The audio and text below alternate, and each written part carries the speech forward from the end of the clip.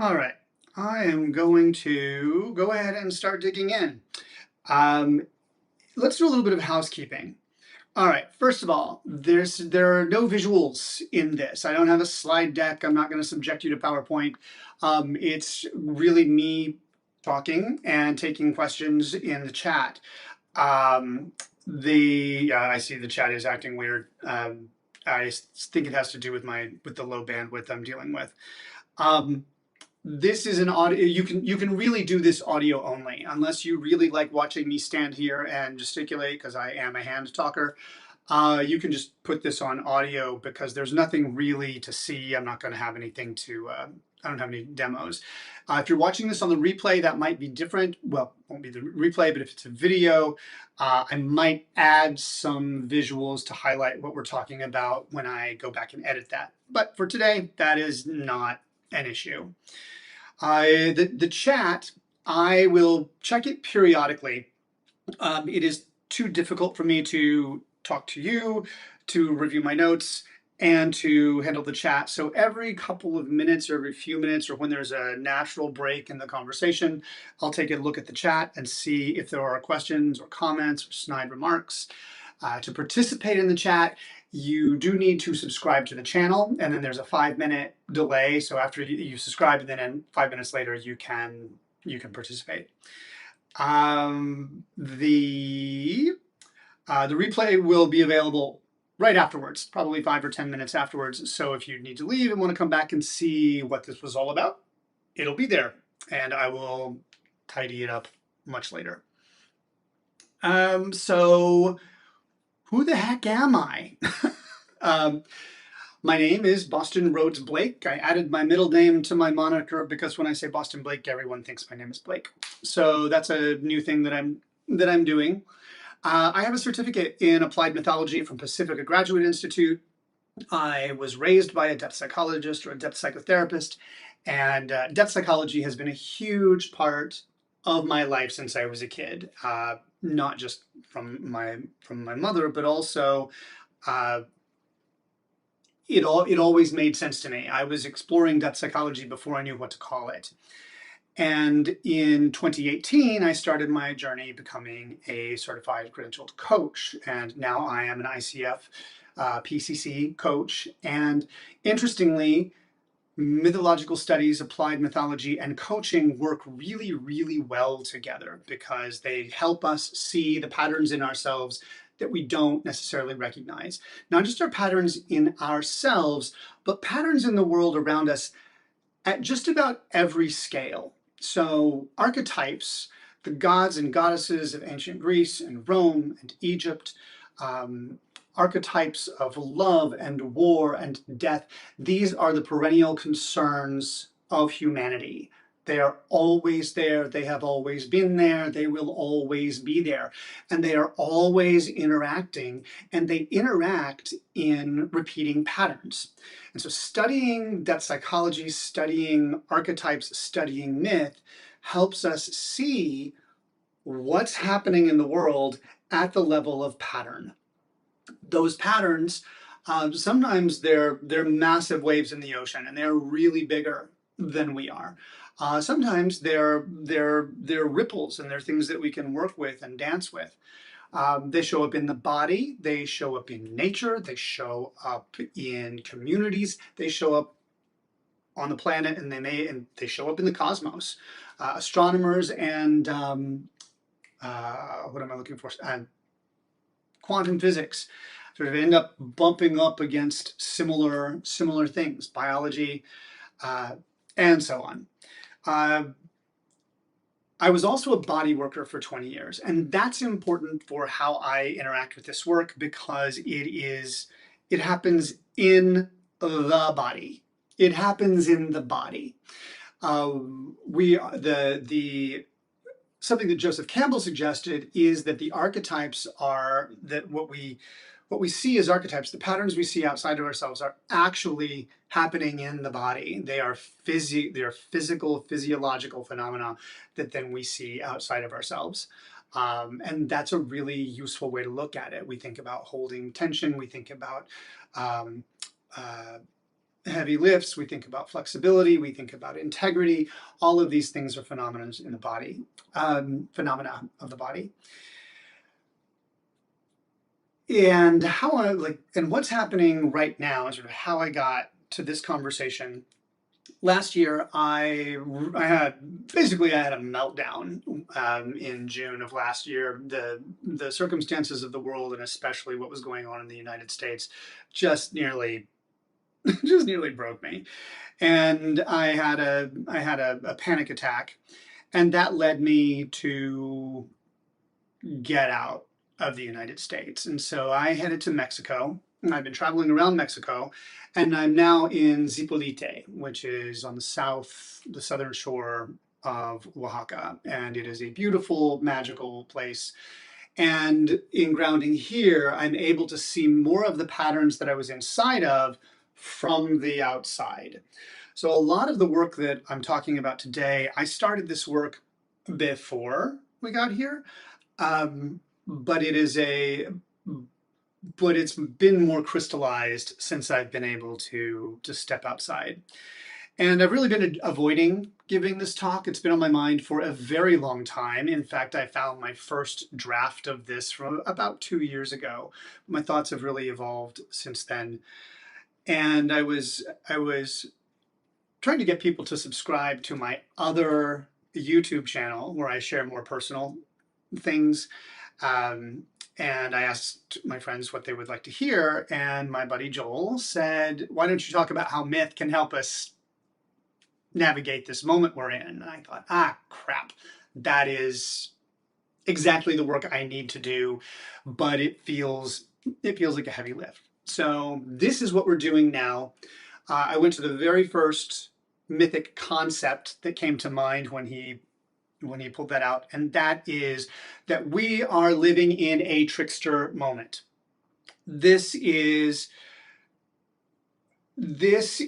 moment in history, especially inside the United States, is the trickster dialed up to 1,000. And to look at how we got here, I think it helps to go back to the dawn of time. And I will keep the brief history of the universe and everything pretty short, but we really do need to start there. So we're going to look at the Greek theogony, this idea of the beginning of the universe. You have chaos, which is just this chasm, this emptiness, but this everything, nothing, this infinite potentiality, and from that chaos, we get four primordial beings. One of them is Eros, and Eros is the magnetism that holds the cosmos together. Gaia emerges. Gaia is Earth, but not just Earth, like the element that we think of. Gaia is, we didn't know more than we knew. It was the world. It was the universe. Gaia was everything. The world and Earth, the universe were one and the same, the human experience. From Gaia came Uranos, the sky, who became her consort, her lover, and they had babies, and those babies were the Titans. And the Titans were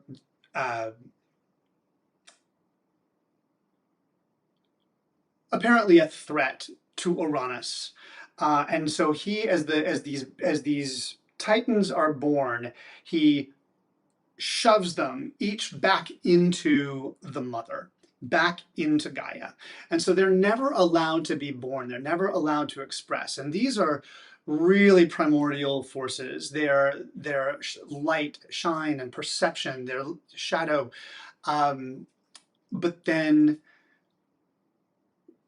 Gaia gets fed up with this, and she wants her babies to be born. She wants these children to go and express into the world, and so she enlists the help of her son Kronos, to overthrow the sky god. And so Kronos, an agricultural deity, has his scythe, and Kronos is very often imagined as Father Time, and Kronos castrates Uranus, and Uranus retreats into the sky and is now separate, and so the Titans can be born. Cronus throws the genitals across the sea. They fall into the sea, and that's where we get Aphrodite. Aphrodite is born from the sea foam where Uranus's genitals landed or swam. So we have this Aphrodite we just need to bookmark, although she won't play a big part in this particular talk. We have, so now Cronus rises, and his consort Rhea rises with him. They're the rulers of the Titans, and he rules with an iron fist. Under Cronus, it was the Golden Age. This was a time that humans would look back to and think, oh, this is when everything ran like clockwork. It was all, people knew when to do what and how it was supposed to work, and it was the Golden Age. And so now, and we still have this idea of the Golden Age. We keep looking back nostalgically at times past. And the Golden Age has been conjured recently as something to return to go and make something again. But there's something kind of key about this Golden Age. Like, one thing that people don't often keep in mind is the Golden Age was defined by this period of time before there were women. The end of the Golden Age was the introduction of Pandora. And so that's a lecture for another time. But the point of this is the Golden Age was not golden. It simply did not include the complexities of being human. So we have this time of rule under Kronos, but then Kronos is making babies with Rhea, but instead of shoving them back into their mother and keeping them protected that way, Kronos decides he is going to eat them. Instead of shoving them into her, he's going to take them into him, to devour them, to make them parts of himself, of his own body. And so Hestia, Demeter, Hera, Poseidon, Hades are all swallowed whole.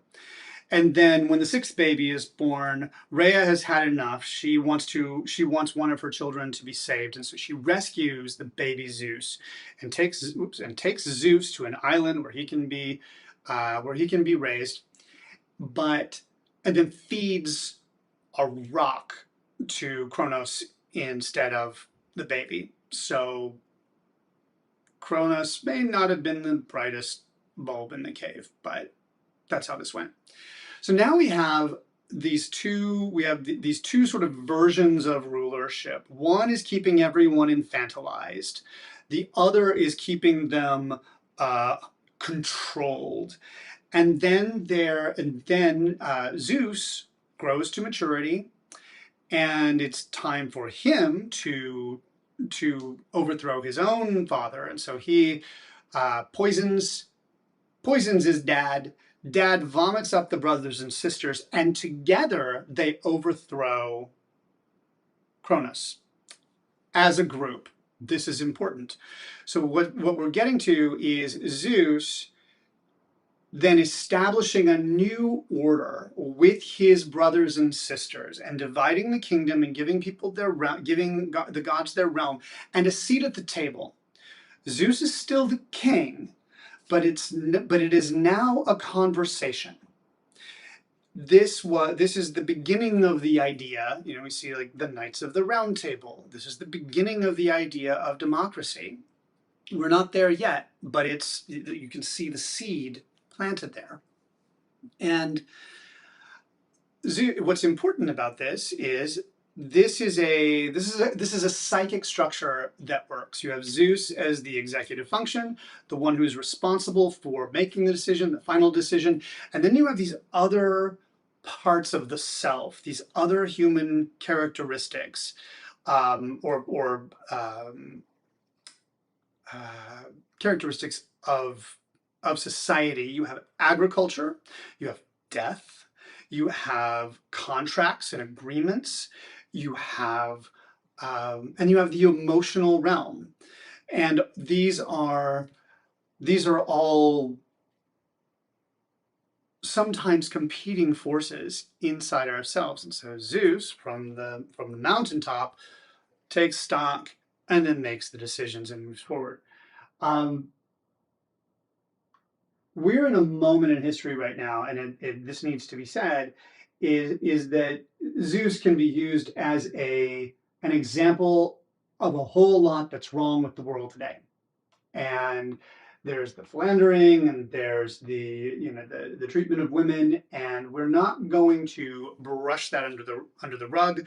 But spending time on, if we only focus on that, we lose the value of the other. All of it's there. And the myth, the beautiful thing about myth is we can use it in all of these different ways. So, and we're using it to look at our society today. So the idea that Zeus was going to rule forever, there's this prophecy in place where each generation overthrows the previous one. It's naturally assumed that the male child is going to be usurped by the father. I'm sorry, that the father is going to be usurped by the son.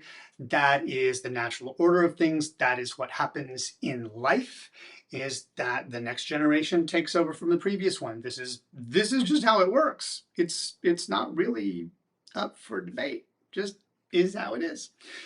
And it was thought, there was a lot of the philosophers.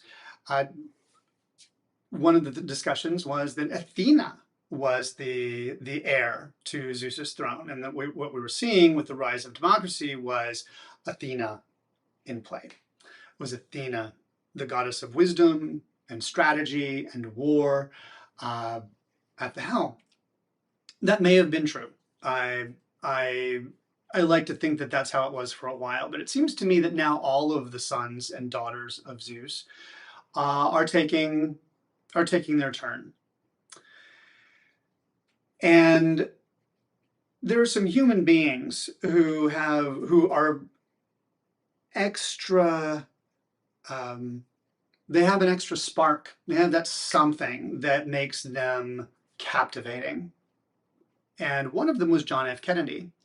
John F. Kennedy, President Kennedy, was very much a Zeus type individual. He was charming. He was jovial. He loved women. He was really establishing Olympus. The moonshot was which called Apollo, the Apollo mission. He didn't call it, but NASA called it the Apollo mission. So Apollo being the sun, being the arrow that was fired at the moon and hit it. And then after Kennedy was shot, a type of chaos started to swim, that like the center was removed, and there wasn't another Zeus energy. He was holding so much of it that there wasn't really anyone to step into that kind of role. And so we had other leaders, other presidents. You can, whether they're leaders or not is debatable. But we had an actor, and we had we had another president who really appreciated women, who had some Zeus in him, but not to that same degree. And in the mix of all, in the background of all this, and it may have started with Kennedy, these narratives start to show up, these stories. And this is where we start to get into the trickster god Hermes. And I want to tell you a little bit about Hermes. Let me just take a moment and check the chat and see how we're doing here. Good, good, good, good, good. So Hermes was either the last or the next to the last Olympian to rise.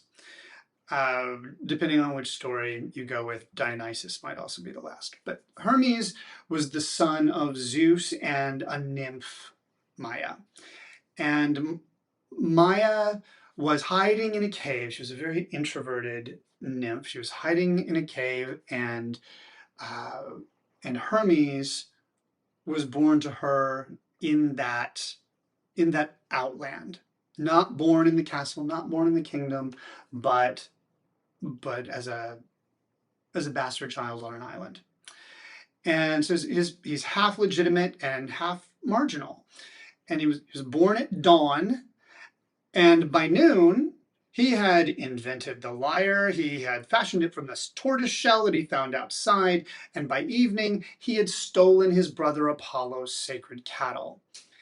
And the story of stealing the cattle is where we start to see how Hermes works. So Hermes, he's just been born. He's but a wee babe, and he sneaks out of his cradle, and he finds Apollo's herd, the cattle of the sun, and he drives them backwards. And then he's hiding the tracks so that Apollo can't track them. And then he sacrifices the cattle, which is the invention of the sacrifice of meat to the gods. And then he slips back into his cradle and wraps himself in his clothes, and he just pretends like nothing has happened. And Apollo, who is a god of truth and prophecy, can't find his cattle. Eventually, he tracks Hermes down through his own prophetic talents, and Hermes denies everything. And he's so charming, and he's just shameless. He points out very reasonably that he's just a newborn baby, and what would he want with cattle? So Apollo, who is absolutely certain he's right about this, drags the baby before Zeus to adjudicate, and Zeus is delighted. Zeus thinks this is just the most wonderful thing. He sees himself, he sees the mischief, he sees the delight, he sees that his own youthful self in him. And he says, okay, but you've got to give the cattle back to Apollo. Well, that's not really doable because cattle are gone, so there's no making this right. But he's got this lyre that he made from the tortoise shell. And so he starts playing the lyre, and Apollo loves it. And so Apollo is satisfied with trading the lyre as restitution. And so the lyre for the cattle and the caduceus is also a gift he received at this point. And so Hermes has not conquered his way to legitimacy. He has traded his way to legitimacy. He's intelligent, and this combination of intelligence and charm, Zeus realizes just how valuable this can be, and it makes him a messenger of the gods. And Zeus extracts a promise from Hermes. He says, you have to promise that you will not lie anymore. And Hermes says,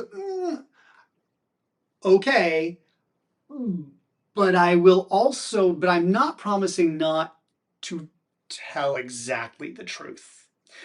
And that liminal space is where Hermes lives. I'm not lying, but what I'm saying isn't quite the truth. That seems to be the world we live in. Hermes is associated with commerce, communication, poetry, especially limericks.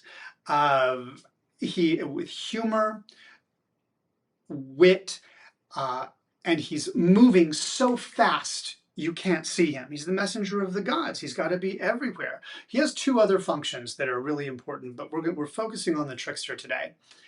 And this, forgive me, I completely lost my train of thought.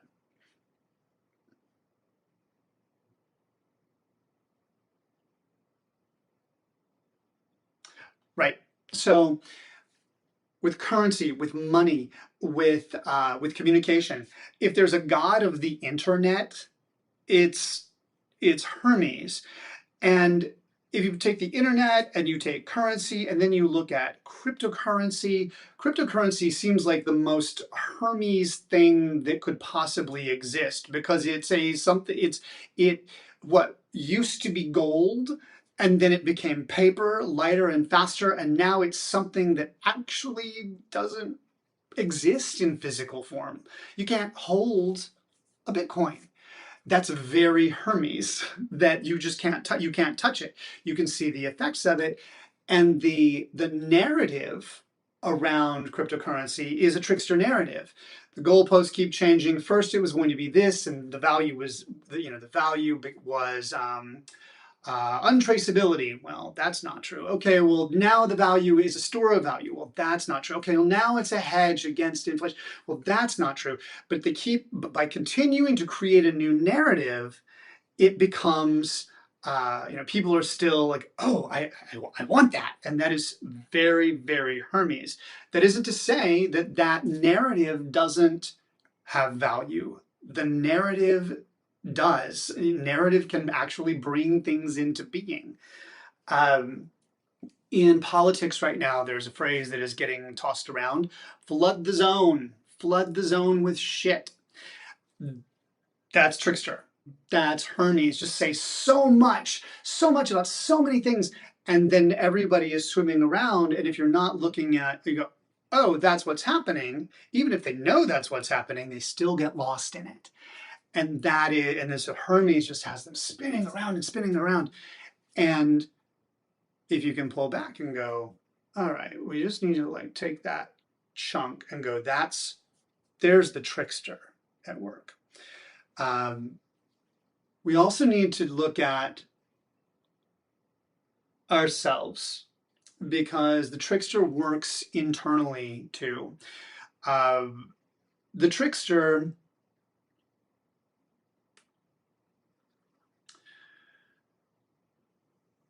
we live in a world that is very, very interested in, obsessed with the hero's journey.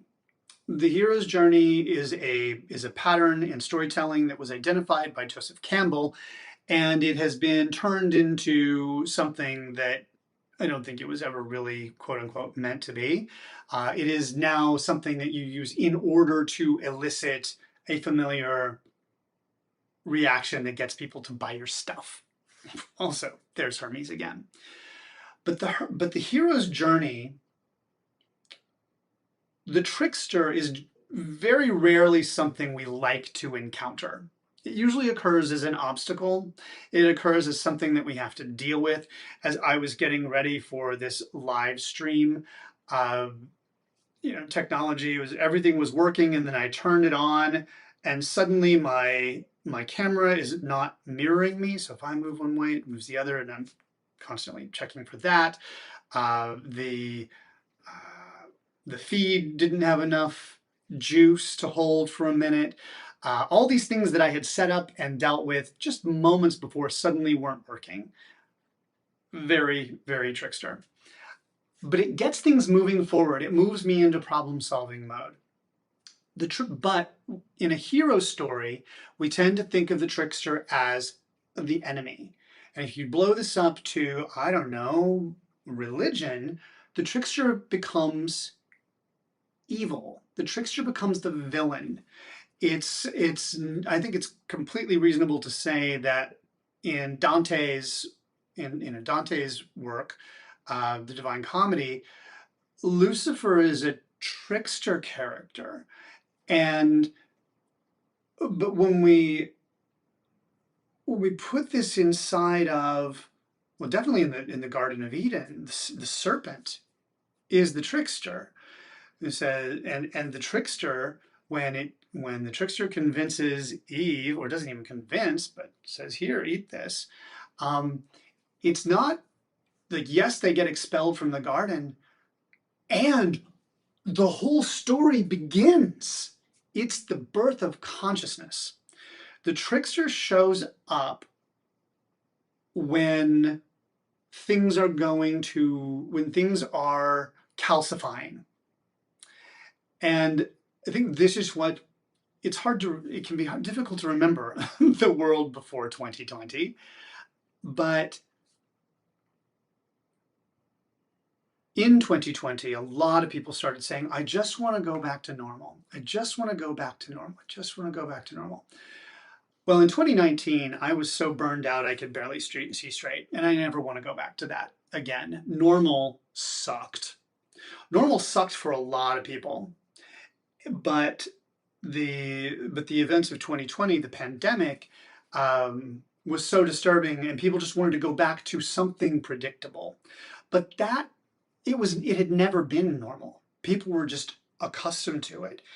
And now, but then the pandemic happened, and people did all kinds of different things. They started new businesses. They had mental breakdowns. They developed new hobbies. They developed drug problems. All kinds of things happened out of it. At the cultural level, we ended up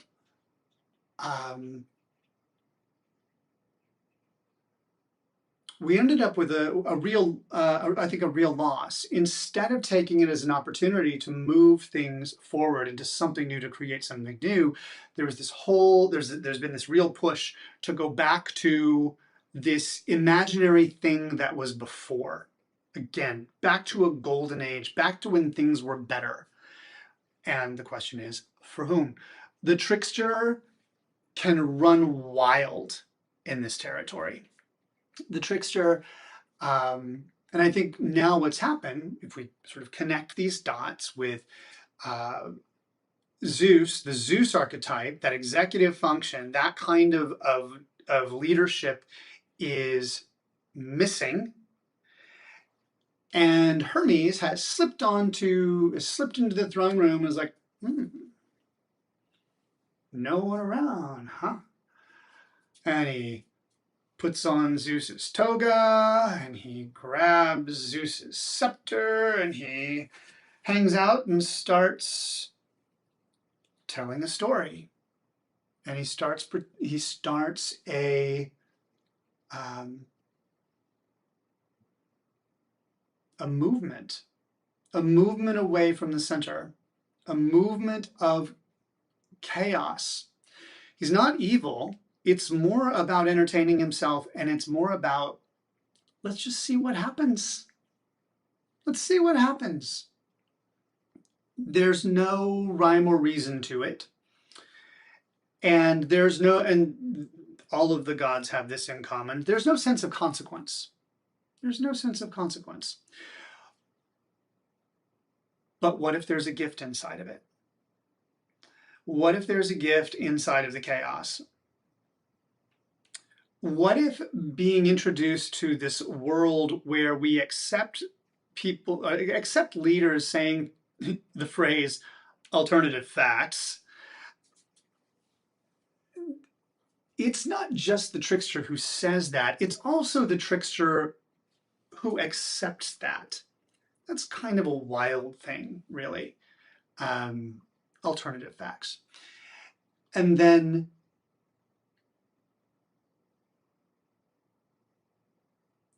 weaving this story, and then the unexpected consequences, making a promise about releasing something that had been hermetically sealed. This is where we get the word hermetic, is from Hermes. These hermetically sealed documents that actually implicate the trickster. And so the trickster says, here, I'm going to give you these. This is, oh, not really. But now people are going, oh, no, we really want these. And what that has done is it's created a we see you moment. There's a feeling right now. There's so many people saying it feels like the end of the world. Humans have been saying that for millennia. It's written down. Why is it different this time? Well, there are real differences because climate change, but also we don't know what it was like. You know, everything seemed like the end of the world when it seemed like the end of the world. This is a Western civilization thing. The word apocalypse comes from apocalypsos, and it means something like to uncover, the uncovering, the unveiling, to the removal of a veil. This experience of the trickster playing this game of revelation, of hide and seek, has drawn people's attention to the veil. And all these things are collapsing. So it really does feel, if apocalypse, if this, the end of an era, the end of something, it is the dying of a thing. It is recognition that the world that was is no more. This, by the way, is true every minute of every day at the micro. We're just looking at it at the macro, at scale. And so the trickster, just by let's see what happens, has created a situation where now there are conflicts and battles and war, like waging war without importantly consulting any kind of council. This is the whole idea of the Olympians. This is what made Zeus Zeus. And Hermes just isn't interested in any of that. The trickster isn't interested in any of that. So the trickster also had a function that he's not getting to perform. The trickster, in his primary role, or in his primary function, is the messenger. He's also the psychopomp. Psychopomp is the transfer of souls. He could move between the underworld, Olympus, and the earth. He's the only god, the only deity who could do that.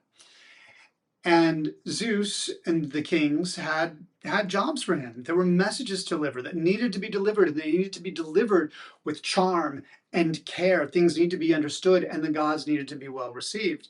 Well, without anybody giving them the message, without him being put to good use, left to his own devices, we have a whole bunch of things that don't really exist. We have things moving so fast that, move fast and break things. There might be no more trickster phrase, no more Hermes the trickster phrase than that. Move fast and break things. That's the world we're living in. People who are moving fast and breaking things without any concept of the consequences. But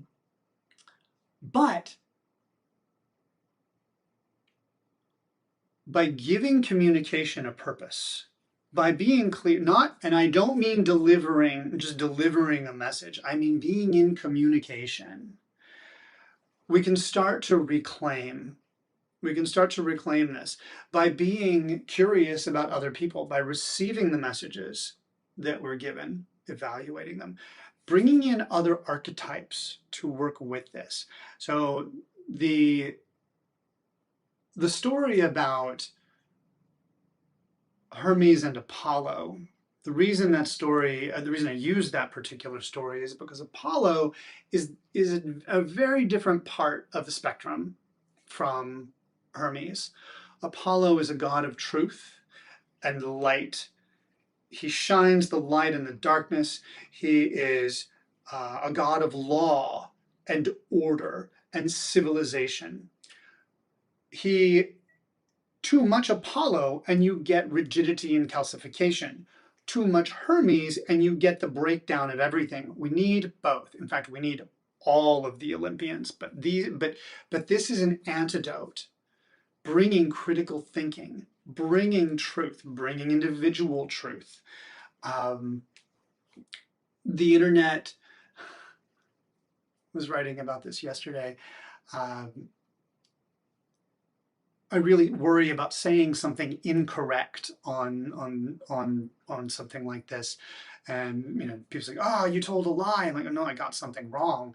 And if I do, I want to correct it.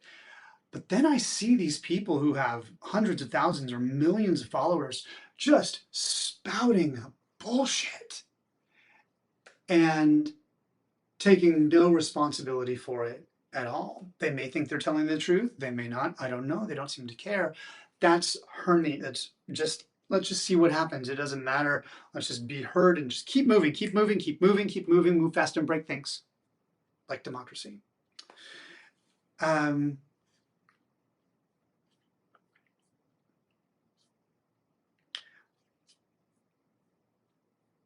I want to take a moment and look at, let's see.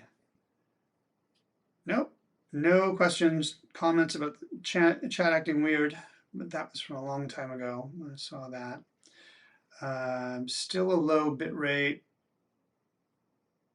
Okay, well, I will keep going. So the value of this perspective is by being able to look at it as a psychological, as a mythic pattern that comes in response to a calcified world. We were moving in a direction that was untenable. We still are. This is a collapse because we don't have, and I don't, it's so easy to make this about individuals. That's a real trap. These patterns are working themselves out on a massive scale. I think there's a major reorganization going on. And so the question that comes up is, and this, by the way, is the crappy thing about mythology, is it doesn't give you answers. It puts the responsibility on you. If this is what's going on, if we are in this trickster moment where lies are the order of the day, and we really can't trust what's coming to us, that there are these massive movements working to dismantle the previous generation, and I don't mean human generation, but like constructed, social generation. What's the word I'm looking for? Kingdom, Olympians. Who are you going to be inside of it? Who do you want to be inside of it? What is right for you to do inside of it? Another function of Hermes right now is getting people on the bandwagon. Join me, do my thing. This is what you need to do. This is the right way to resist. This is the right way this is what we need to do to overcome, to overthrow, to get a handle on this. That's a great message. I'm asking you to look inside. I'm asking you to look at your own talents, your own values. Look at what you want your life to look like, what you want the world to look like, what you want your life to look like in the world as it is, not the world the way you wish it were. That's the trickster. Oh, well, I'm going to design my life in a world that works a different way. No, the trickster, you gain power in a trickster world by looking at the world as it is, by looking at how the trickster is functioning and dealing with it at that level. Calling it evil doesn't help. It shouldn't be that way, whatever. This is what's happening. How are you going to be with it? How are you going to navigate it? How are you going to mitigate it? This is the work. Maybe you're someone who feels compelled to write about it. maybe you are someone who feels compelled to post about it on the Hermes stream. Maybe you have a completely different approach. Maybe you're somebody who really wants to get your body involved, and maybe you want to march every week. Maybe you want to, oh God, maybe you're a playwright and you are writing a musical about one of the biggest uh, public murders of our time. Um, that's that's mind-boggling. Maybe you have an idea for an invention. Maybe you want to create a community garden. I don't know. I'm throwing out all of these things because I don't know. I don't know your values. But I do want to encourage you not to listen too much to me about what you should do or how you should think, and not to listen to anybody online. And if you do, spend some time finding out who they are. The marketing gurus right now. Oh my God, Hermes in the marketing world is it's not even subtle. It's just I went through a whole thing in 2024 and 2025, exploring the different marketing gurus because I wanted to grow my coaching practice, and I thought I want to do this, and I looked at what they were teaching and the ethics. Like there was just no moral center, just nothing there, which was horrifying. And actually, I'm going to name two exceptions to that because I think it's worth doing that right here. The exceptions to that rule were Tad Hargrave and Seth Godin, who put ethics and I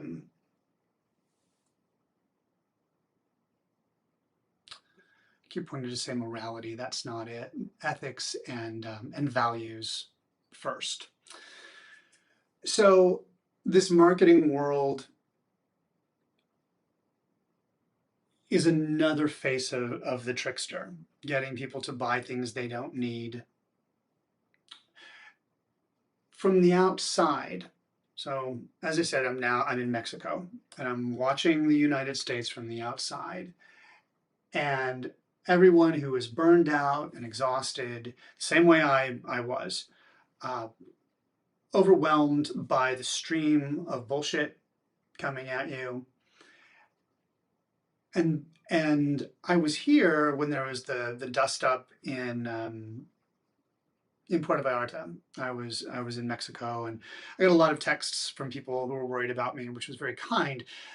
But it was a little like, if I had been in Texas and people were focusing on what was happening in Minneapolis, there was no real meaningful correlation between those things. But the narrative that's being told to Americans about America, about the rest of the world in relationship to America, is, I think the technical term is hogwash. And now on the outside of it, it's not even a matter of it being obvious. It's just, good God. The people here are living meaningful, purposeful lives. Simple, unhurried, in the community with their families, a different set of values. Hermes is not the value here. It's not the value. It's much more Hestia, much more the hearth, the family. And that's another energy that we can bring in. So I said when I was pitching this talk, that myth offers us a way of diagnosing our current moment. And that's what I've spent a lot of time doing. The antidote is cultivating relationships with both the disintegrated archetypes and the archetypes that we're more comfortable with. By bringing our psyche together with more choice, more availability, we start to create a conversation between and among these archetypes. And so they don't throw us off our center when they when they flare up, when they gain extra power, we'll go, oh, here's a Hermes moment. I can dance with this. It can go a lot of other directions. You could get very into strategy, you could become very Athenian, and then become so distant and cold that you forget about the impact of the decisions that you make. It's another trap you can fall into. Any archetype can burn you. But one can be the medicine for another. It's 9 different sets of gods, and we're going to look at how to work with myth and archetype, specifically in Greek mythology. But we're going to look at these different gods and goddesses and how we can relate to them better. How we can. I don't want to say use them. I think when you start saying you're going to use an archetype, you're just begging for trouble. But dancing with them, inviting them, finding how they can benefit your life, and also being on the lookout for where they can become problematic. And so this talk has been my maiden voyage. Let's see. Chats have come in. Thanks, Jeffrey. He says you're doing great. I appreciate it. So we're wrapping up.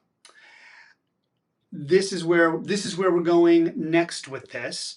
I'll edit this into a replay, into a shorter video, and I have let's see, I've created 2 links, which let's see, does that get me there? Yeah. So if you want to subscribe to my newsletter, it's bostonblake.com/newsletter. Catchy, right? Or if you want to contribute to this work, if there was something useful or valuable in here, I have bostonblake.com/contribute. You can just make a one-time, or if you want to become a subscriber, that's an option. I'm really excited about where this work is going, and I'll get to share more about that. This maiden voyage, I'd be curious to know about your experience of it. For me, it has been it's been really fulfilling, but it's also been kind of chaotic, maybe because of how things began. I have a lot to learn, but there's also a lot to share. So if you did watch this, and if you found value in it, I would love it if you would either send me an email or leave me a comment, leave something in the YouTube comments. Let me know what this was for you, what was valuable. It will help me create more and hopefully better work going forward. Thank you for your time. I very much appreciate it. I wish you well, and I'll see you later.